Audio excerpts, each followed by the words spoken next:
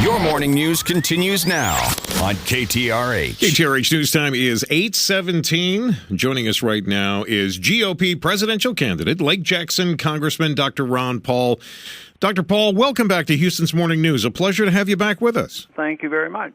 You are really making, first of all, congratulations. I saw $8 million into the Paul for President coffers. That is a big number. Yeah, we were very pleased with that, and we were very pleased that it came from a lot of individual donors. We now have over 100,000 donors to the campaign, so I think that's a show of strength also. You also, of course, never shy away from making statements that are just great sound bites for us. I want to thank you for that, Congressman. Well, I don't do all that on purpose. I just try to tell you this, what I'm thinking. I know. And let me just talk about what you said yesterday. I'll just go back to yesterday. All right. Is that all right? Yeah, we'll look at it. Okay.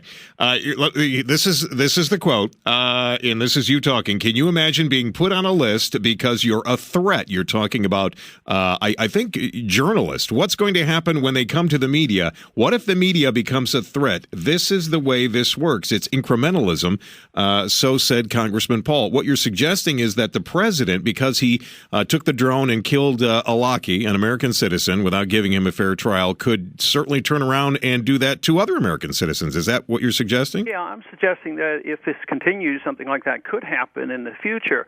It's not going to happen tomorrow, but liberty is destroyed incrementally, and I think we have gradually lost a whole lot, especially in this last decade. When you look at what's happening at the airport, we're suspects at the airports, and we don't get due process there. They don't have search warrants to poke and prod and do all the things that they do.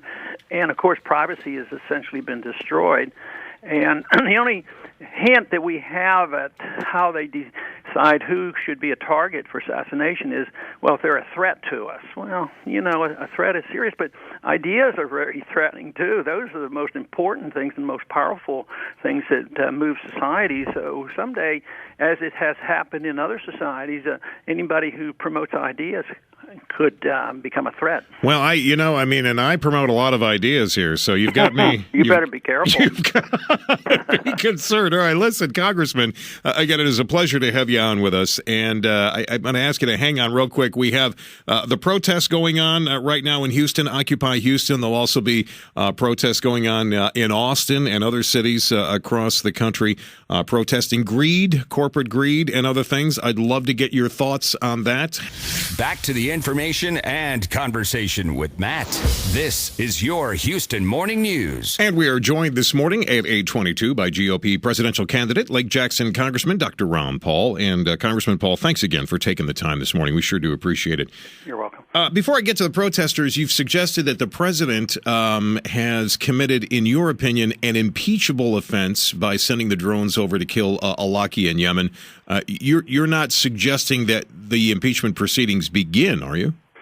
No, and it wasn't anything that I brought up. Somebody asked me point blank what he has done. Could this be considered impeachable? And I said in context of what most presidents have done, there's so many things that are unconstitutional, so technically they're impeachable. Mm-hmm. But no, I'm not planning on filing anything, but I think it's something worth thinking about, especially if it continues, the process. I think it's a very, very bad precedent, but nobody's on the verge of trying to impeach him. We've got the protesters in downtown Houston right now, a handful of them organizing. They are protesting corporate greed as they were and still continue on Wall Street in New York, also in Austin, in other cities in Texas and across the country. Give me your thoughts on the protesters. Have they got it right? Do they understand where the problems really are? I would suggest that if they really want to focus on where the problems are, they turn their attention to Washington, D.C. Yeah. Well, I don't know who the protesters are, and I'll bet you there's a mixed bag. It's sort of like the Tea Party. Can I critique or support all Tea Party people? I think that's a big mixture. I am very suspect when they use the word greed. Greed usually means somebody that's successful, and they're envious of those people, so they have to destroy them, through the taxing system, something like that. Mm. But I do talk a lot about corporatism and the favoritism. So I think if corporations benefit by government privileges or government handouts or subsidies, that's a lot different than if you have like a Steve Jobs, who unfortunately just recently died. Right. He was very, very productive and gave us great services. I don't think we should, demonstrate against the Steve Jobs of the world. I mean, they gave us great products, and we vote them their success by buying their products. That is so much different than, let's say that you lobby up here for a weapon we don't need, and they build weapons that never are used and perpetuate it. That's a different story. So I think there's a mixture out there of people who are complaining. They certainly have a legitimate right to do it, but I've worked in the political field and education. I think education is probably the ultimate necessary element. But no, I've been working in the political field to try to change people's opinions, ideas of foreign policy as well as personal liberty, and then free market economics as a solution, rather than just saying, it's greedy people. I think that can be very misleading.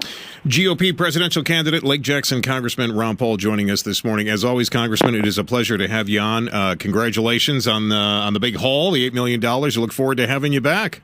Thank you very much.